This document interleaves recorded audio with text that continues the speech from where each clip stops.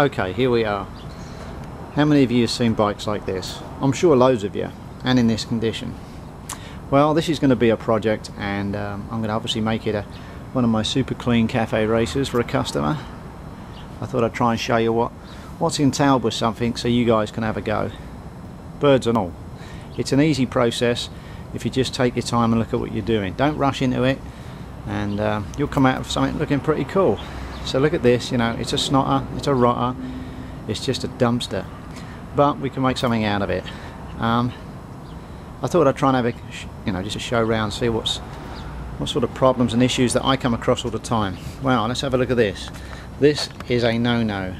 From here to here, it should be a frame rail, but some lazy git has cut it out because you can take the motor out, or at least take the valve cover off to adjust tappets and stuff, which you don't need to worry about. But you've lost all the stability and rigidity, which is a hard word to say, of your frame, so it's basically fucked like that. So that'll have to be sorted out and re-welded.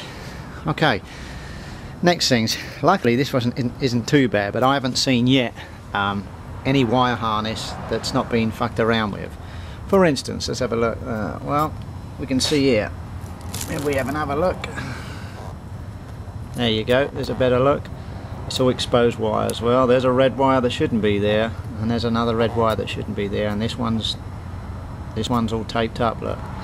So that's an issue. Follow it up the wire harness, and there we go, more crap. So yeah, here's a classic case. Look at that. Yeah, if I just tape it up, it'll be alright, won't it? So obviously he wasn't a rocket scientist. The other thing I get an issue a lot is my ignition switch keeps buggering up. Why is that? Well, I'll tell you why, mate.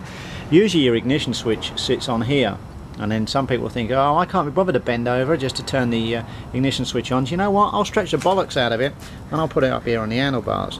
Well, that's precisely what happens. It stretches the bollocks out of it. So you keep turning left, right, left. It pulls against underneath the bottom on the connector, and eventually will break the solder, and then no ignition. So they're just the basic fundamentals that I always find that are actually taken out on the bike and have been abused. Usual stuff like that is like this, and bits missing, and a general snotter. You know, the motor overall is there, but needs some TLC.